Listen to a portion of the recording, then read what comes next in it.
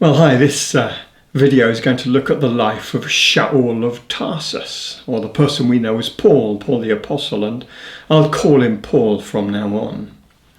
And this talk has forced me to ask the question, what is the point of this small series on the life of certain biblical characters?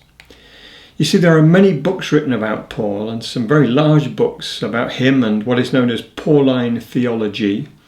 And I'm going to go nowhere near that today. The primary reason for recording these short videos is to try to bring the Bible alive. When you can relate to a person, who they were, where they lived, what they did, you get a lot more out of the Bible. It also gives some context, and context is very important. Without context, it's very, very easy to manipulate the scriptures to say what you want them to say, and we must be very careful and honest enough not to do that.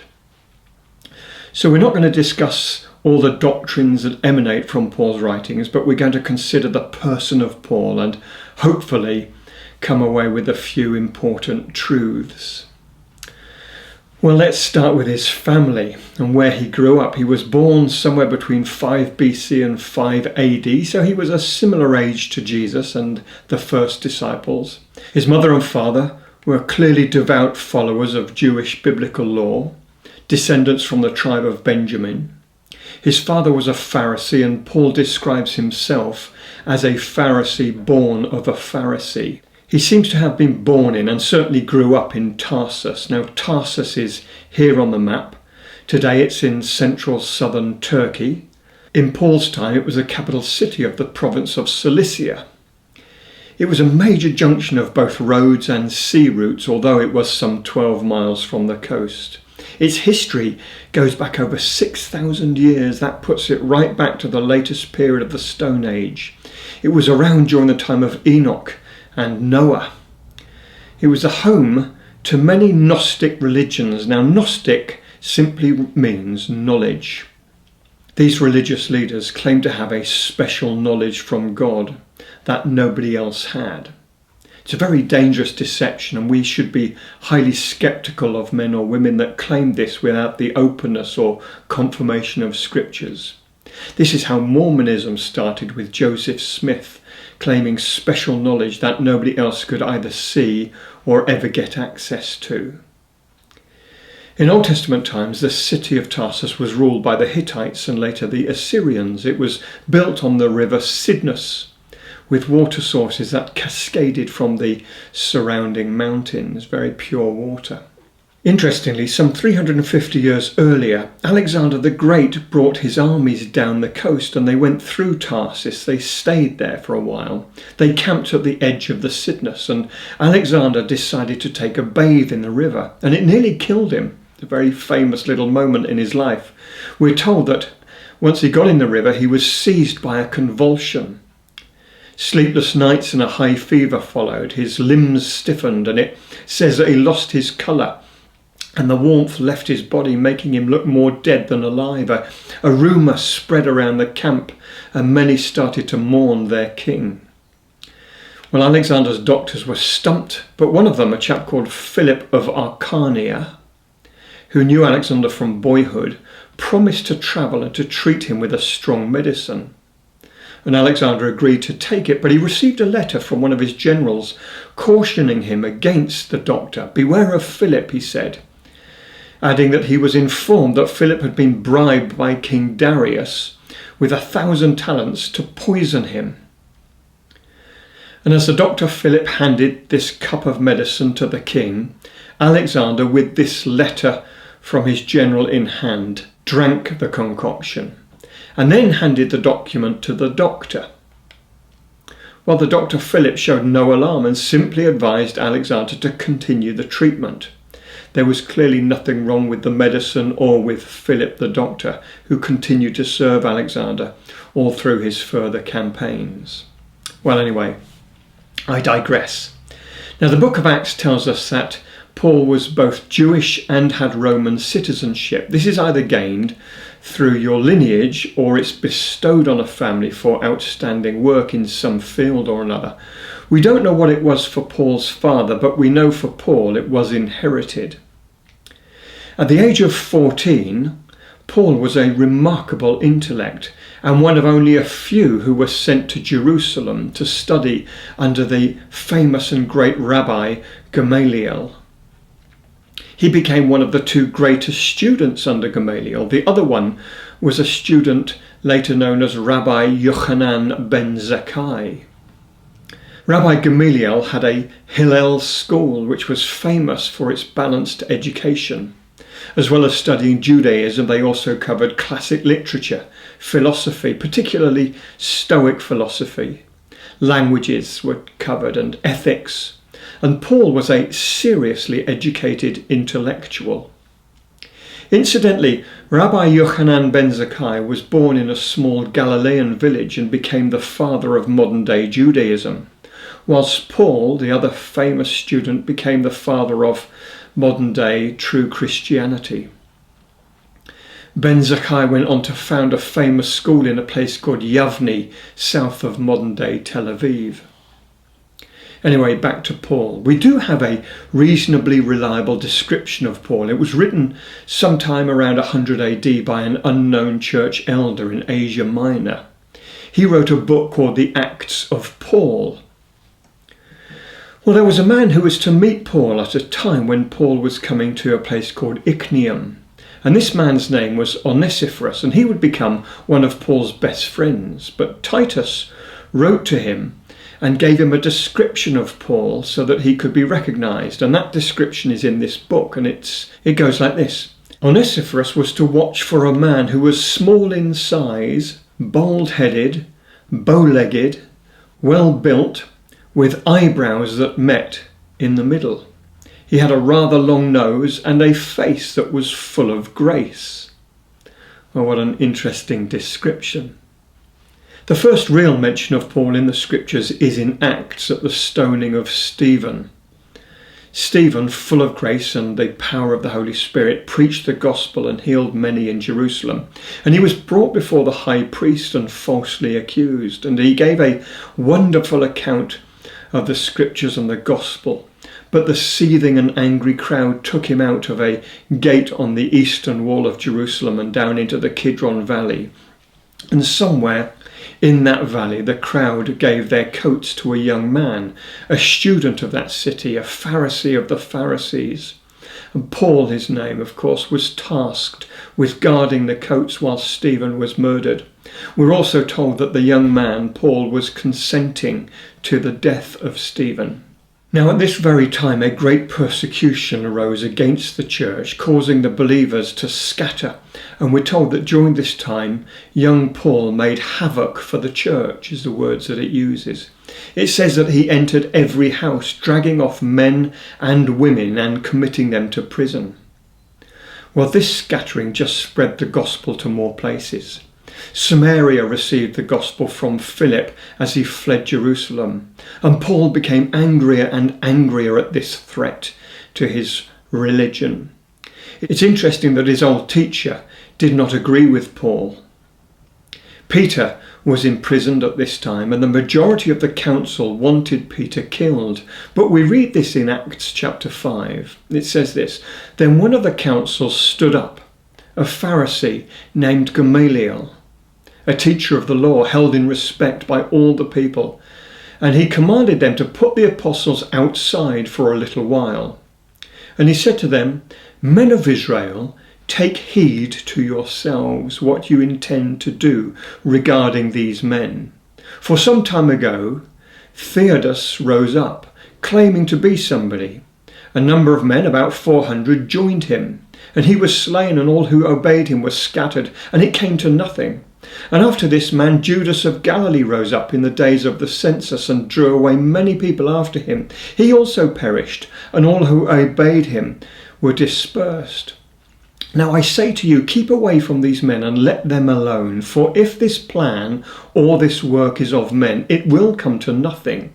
But if it is of God, then you cannot overthrow it. Be careful, lest you even be found to fight against God." How interesting. Well, Paul wasn't interested. He didn't agree with his teacher. He was relentless. In Acts 9 it says that he breathed threats of murder against believers. He was given a vote along with others, as to what to do with these Christians, and he voted on the side of putting them to death. Paul says of himself in Acts 26, "I punished them often in every synagogue, and I compelled them to blaspheme or cursed Christ. I was exceedingly enraged against them. I persecuted them even to foreign cities." Now, the church at the time had a nickname. It was called the Way. To me, this is the best name that has ever been conjured up for a church. And Paul went to the high priest at this time, and he asked for a letter authorizing him to hunt down anybody from the Way that was in Damascus and to bring them back to Jerusalem in chains. And he was given that letter of authority. Well, he almost made it to Damascus. Blinded by a light on the outskirts of the city, he fell to the floor as a voice cried out and rebuked him. It was Jesus, Yeshua himself, appearing in the Shekinah glory of God. The men that were with Paul heard the voice, but they couldn't see anyone. "I am Jesus whom you are persecuting. Paul, it is hard for you to kick against the goads." Well, a goad is a stick to guide a horse or an animal or a camel. And God was trying to direct Paul, but he was not responding. This encounter, however, was enough to change Paul for life. "What do you want me to do, Lord?" was all that Paul could say. Well, after 3 days of blindness in the house of a man called Jude in Damascus, he was visited by a believer, a man called Ananias, and God told Ananias what had happened to Paul and that Paul was expecting him. Well, Ananias was fearful. He knew who Paul was, and he even knew about the letter of authority that had been given. But nevertheless, Ananias was obedient. Paul was healed, and the adventure begins. Paul was probably in his mid to late 20s by this time. Well, as soon as he had received some food and was strengthened after recovering from this blindness, just a day or two later, he immediately went up to the synagogue, as was his plan all the time. However, rather than hand over the letter, he preached Jesus as the longed-for Messiah of Israel. Now, for a Jew who is full of the scriptures, as soon as they understand who Jesus is, it all totally and completely falls into place. The picture becomes immediately complete, and so it was for Paul. It says that he confounded the Jews who dwelt in Damascus, and he proved to them that Jesus was the Messiah. He admits in 2 Corinthians that he was not a trained speaker, and that his speech was contemptible. That's his own words. But they were persuasive words, and they were thought through words. He was better with the written word, and words were important to him, and they are important. I try to refer to the Greek or Hebrew as little as possible, but sometimes it's very important to do so in order to understand both the context and the original meaning of a word. Words are important and were one of Paul's strengths, and it's easy to become lazy with words, to become presumptuous, and I thank God that Paul was not like that. He was careful and thoughtful. He was persuasive with his words. Well, Paul now left Damascus and went to Arabia for up to 3 years, pondering the scriptures and rethinking all of his past assumptions and traditions. He was to learn more things. He was told by Jesus on the road just outside Damascus just what he was to do. Jesus said these words to him when he was blinded. He said, "Get up, Paul, stand on your feet. For I've appeared to you for this very purpose, to make you a servant." That's exactly what the word minister means, a servant, and a witness, both of things which you have seen and of things which I will yet reveal to you. I will deliver you from the Jewish people as well as from the Gentiles, to whom I now send you, to open their eyes in order to turn them from darkness to light, from the power of Satan to God, that they may receive forgiveness of sins and an inheritance amongst those who are sanctified by faith in me.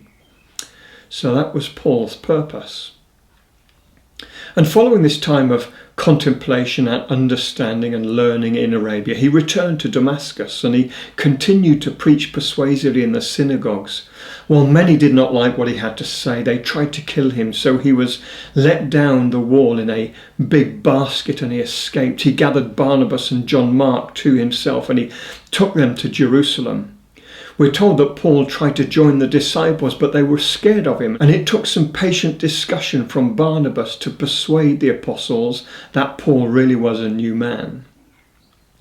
Paul spent much time now with James, the brother of Jesus. James was now the main leader of the church in Jerusalem. He was known as James the Just, a remarkable man. He became a bulwark in the church. They spent some time in Jerusalem preaching boldly, but the Hellenist Jews, the Greek Jews, hated him and plotted to kill him.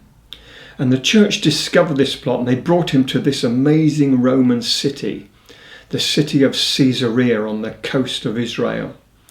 And from there, from that city, they sent him back to Tarsus. The three later went to Antioch, and from there God required that Paul and Barnabas be set aside and sent out to preach to the Gentiles. One thing worth noting about Paul is that he was careful to follow the Lord's direction, but he did it whilst he was active. He would push doors and often find them closed, and then God would tell him what to do. For example, in Acts 16, they were travelling all over modern-day Turkey, but wherever they went, the Holy Spirit stopped them. They tried Troas, they tried Mysia, but they were stopped. They were hindered. And then God spoke to Paul in a vision at night and said, go over to Macedon, to Europe. So they did. And I think God finds it much easier to direct people who want to be on the move. Too many people sit motionless waiting for God's direction and never get it. Incidentally, all this time he earned a living by working as a skilled tent maker. He rarely ever took money from any church that he had planted.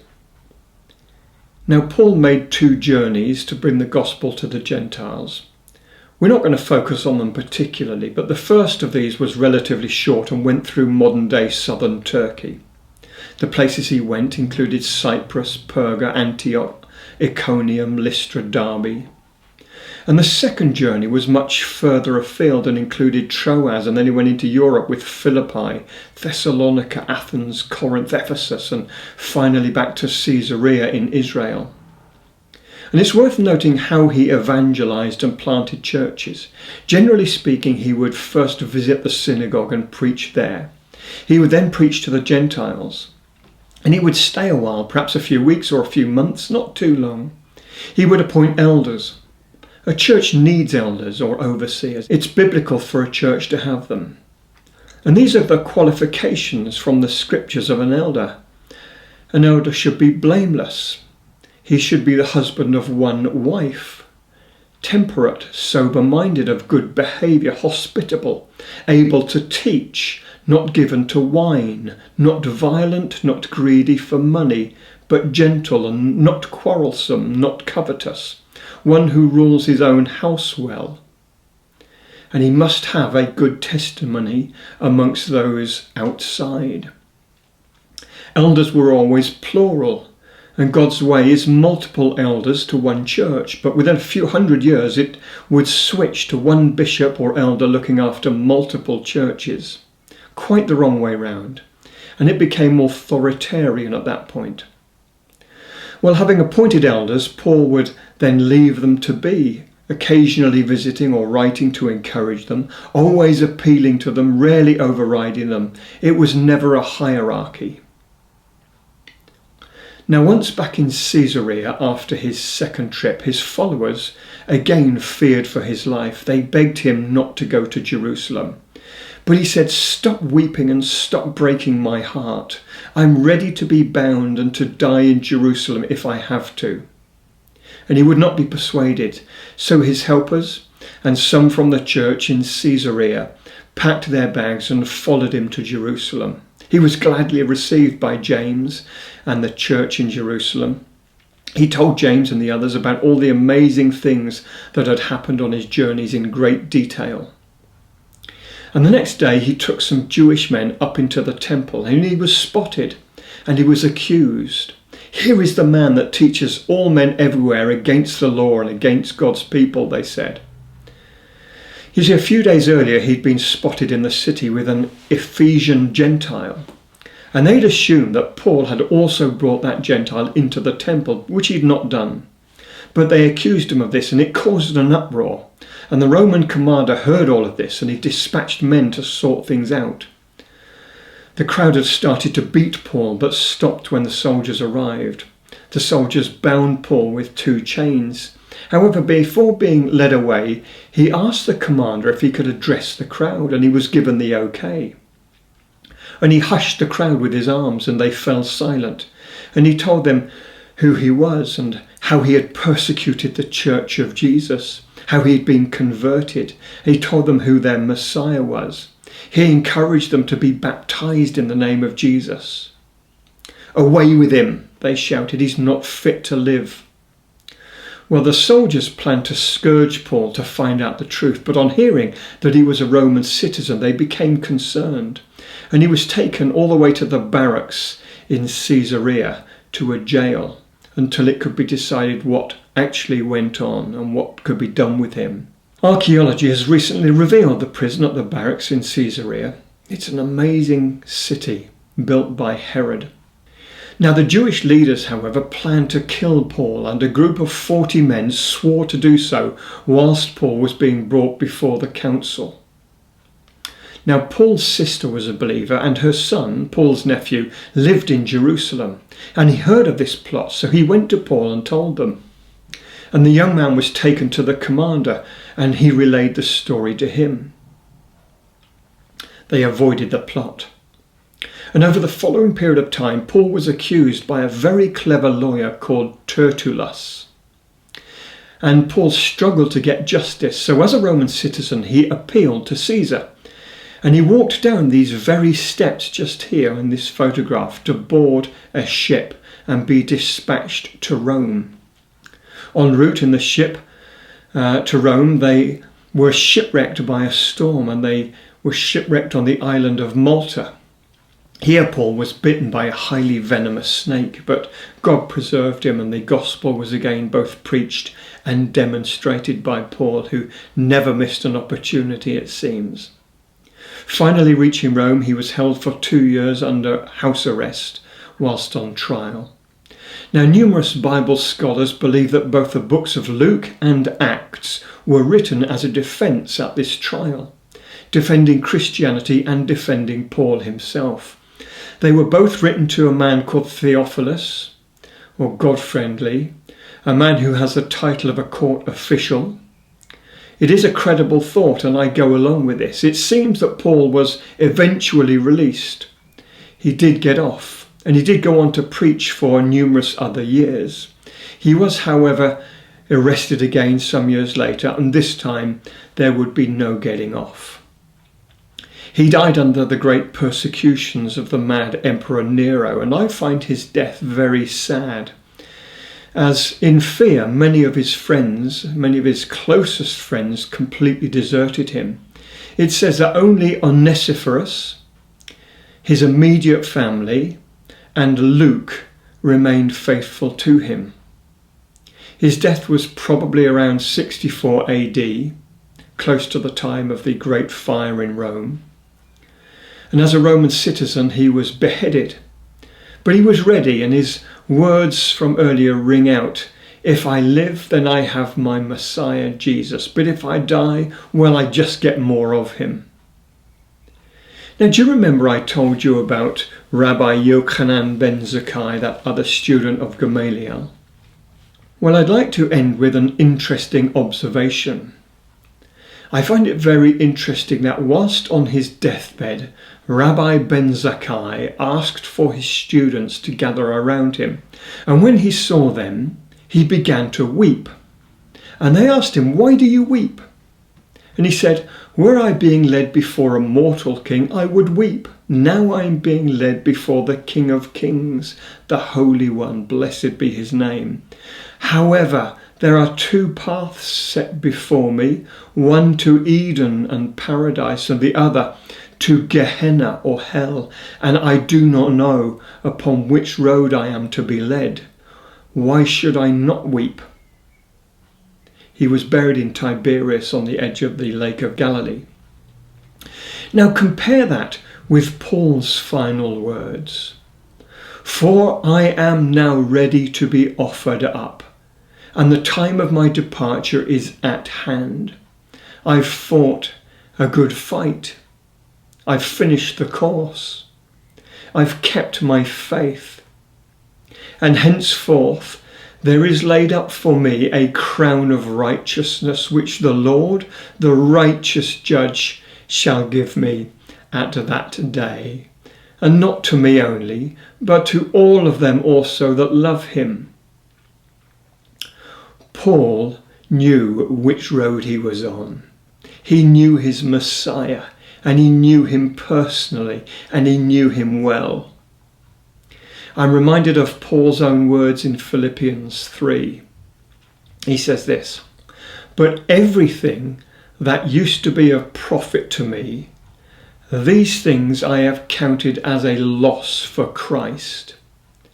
Indeed, I count all things a loss compared to the surpassing greatness of knowing Jesus my Messiah and my Lord, for whom I have suffered the loss of all things, and I count everything else as rubbish."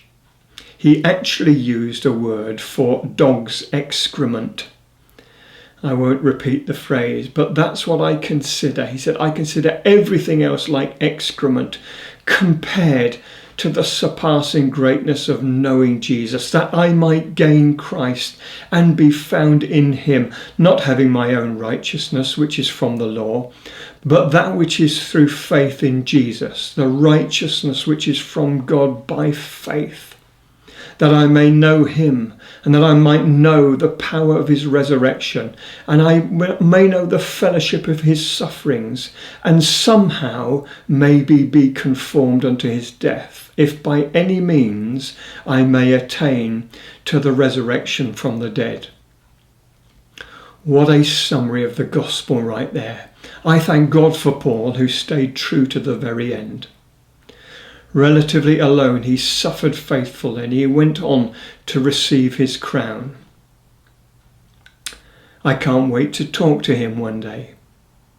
That is, if he will kindly set aside just a few minutes to talk to the likes of me. God bless you all.